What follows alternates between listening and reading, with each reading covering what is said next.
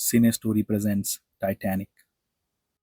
दोस्तों 1996 में एक रिसर्च सबमरीन अटलांटिक ओशन की गहराई में एक डूबे हुए जहाज के मलबे में कुछ खोज रहा है। इस मिशन को लीड कर रहा है ब्रॉक। उसका मानना है इस मलबे में एक कीमती हीरो का हार कहीं छुपा है। मिशन के शुरुआत में उन्हें कुछ हाथ नहीं लगता, बस मिलती है तो उस हार की पेंटिंग जो एक औरत पहने हुए है। जब टीवी पे तकरीबन 100 साल की औरत जिसका नाम रोज है ये न्यूज़ सुनती है तो वो तुरंत उस टीम को संपर्क करती है और बताती है कि उस पेंटिंग में जो औरत है वो खुद है। ये सुनकर ब्रॉक काफ़ी चौंक जाता है और उस औरत को उनकी शिप पर बुलाने का बंदोबस्त करता है।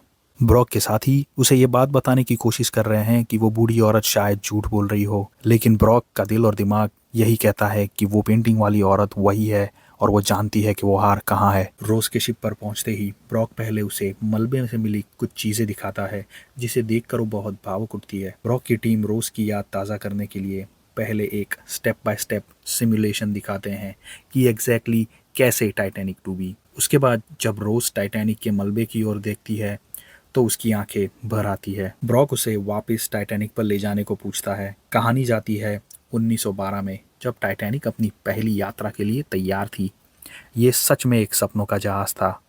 आज तक कभी भी इतना विशाल और सुविधाओं से भरपूर जहाज किसी ने नहीं देखा होगा और इस जहाज को कभी न डूबने वाला जहाज भी कहा जाने लगा था। हर कोई इस जहाज पर जाने के लिए उत्सुक है, लेकिन 17 साल की रोज के लिए ये जहाज सिर्फ एक बंधन है जो अरमानों को कुचल के हमेशा के लिए उसे अमेरिका ले जा रहा है। जहाज से थोड़े ही दूर पोकर के खेल में जैक और उसका साथी फेब्रिजियो टाइटैनिक की 2 टिकटें जीतते हैं और दौड़ लगाते हैं जहाज को पकड़ने के लिए और कामयाब भी हो जाते हैं। कुछ घंटों में जब जहाज अटलांटिक में प्रवेश करता है और अपनी पूरी ताकत से फुल स्पीड पकड़ता है, जैक और उसका साथी जहाज के सबसे आगे वाले हिस्से पर जाते हैं और उनकी खुशी का ठिकाना नहीं रहता। उनकी भी जिंदगी बदलने वाला सफर है ये। अपनी इस दिखावे की जिंदगी से तंग आ चुकी रोज इस जहाज से कूदने को तैयार होती है, पर तभी जैक उसे देख लेता है और उसे बातों बातों में ना कूदने में मना लेता है। मगर वापस आते वक्त उसका पैर फिसलता है, पर जैक उसे बचा लेता है। जैक की इस बहादुर से खुश होकर रोज का मंगेतर कैल उसे अगले दिन अपने साथ डिनर के लिए इनवाइट करता है। अगले दिन रोज और जैक एक दूसरे को अपनी जिंदगी के बारे में बताते हैं। रोज बताती है कि वो बहुत कुछ करना चाहती है, लेकिन लगता है कि अब कुछ नहीं कर पाएगी। ये सुनकर जैक उसे पूछता है, क्या तुम सच में कैल से प्यार करती हो? ये सुनकर गुस्सा होकर रोज बात को बदलने की कोशिश करती है। उसके बाद जैक की मुलाकात मिसेस ब्राउन से होती है, जो उसे अमीरों के बीच कैसे बिहेव करते हैं वो बताती है और अपने बेटे का सूट भी उसे पहनने को देती है कि वो उन लोगों के बीच उनके जैसा लग सके। डिनर टेबल पे सभी जैक से पूछते हैं कि वो कहाँ से है। तब वो बताता है कि फिलहाल उसका ठिकाना आरएमएस टाइटैनिक है, कुछ दिन बाद अमेरिका और उसके बाद जहाँ किस्मत ले जाए।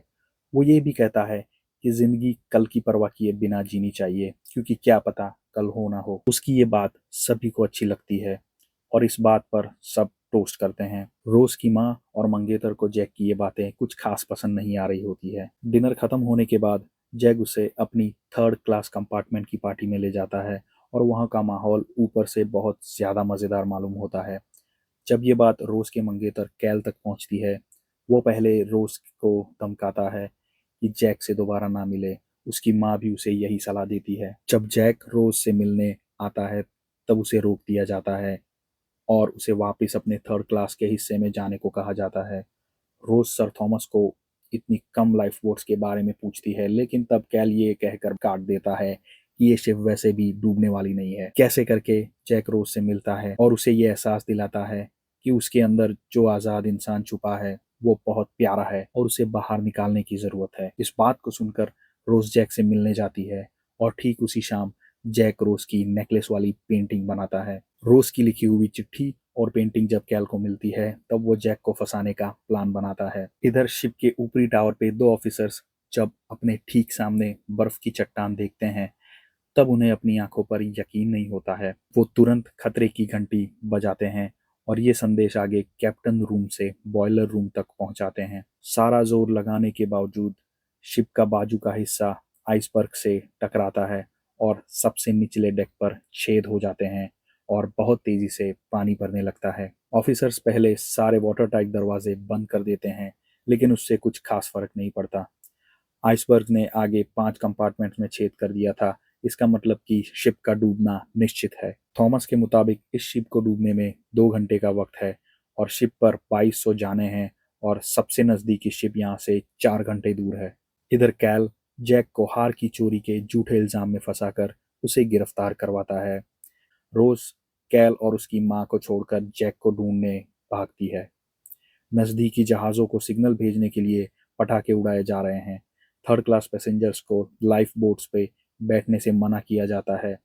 फर्स्ट क्लास पैसेंजर्स भर के आधी खाली लाइफ बोट्स भेजी जा रही है। जब जैक और रोज डेक पर पहुंचते हैं, कैल रोज को लाइफ बोट में बिठा देता है, ये कहकर कि जैक और मैं आखिर में आएंगे, जो झूठ होता है। रोज को एहसास होता है कि वो जैक को नहीं छोड़ सकती।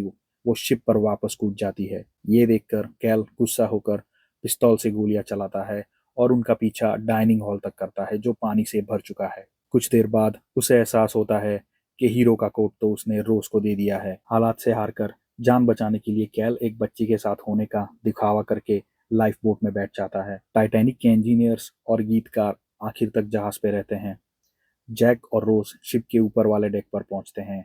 सारी लाइफ बोट्स जा चुकी है। शिप का पिछला हिस्सा पूरी तरह से पानी पर खड़ा हो जाता है। कहीं पैसेंजर्स पानी में छलांग लगा देते हैं। शिप को 2 हिस्से हो जाते हैं। पीछे का हिस्सा ऊपर की ओर आता है और उसके ऊपर खड़े जैक और रोज उसके साथ पानी के अंदर जाते हैं। जैक रोज को लकड़ी के फट्टे पर चढ़ाता है और खुद पानी में रहता है। अब चारों तरफ अंधेरा और बर्फ जैसा ठंडा पानी है। ऑफिसर्स लाइफ बोट लेकर देखने आते हैं कि कौन जिंदा है। वो रोज को बचा लेते हैं, पर जैक बच नहीं पाता। रोज और बाकी बचे हुए लोग कारपेथिया जहाज पर न्यूयॉर्क पहुंचते हैं, जहां पे रोज अपना नाम रोज डॉसन बताती है और रोज की कहानी यहाँ खत्म होती है। रात को रोज शिप के पिछले डेक पर खड़ी होती है और हार्ट ऑफ द ओशियन हार निकालती है, जो इतने सालों से उसने संभाल के रखा था, और उसे समुंदर में फेंक देती है जैक के पास। रोज ने अपने लिए एक बहुत ही अच्छी जिंदगी बनाई, एक आज़ाद जिंदगी जो वो हमेशा जीना चाहती थी। दोस्तों, अगर आप ऐसे ही वीडियोस और देखना चाहते हैं तो प्लीज़ इस वीडियो को लाइक करें, शेयर करें और प्लीज़ इस चैनल को सब्सक्राइब करें।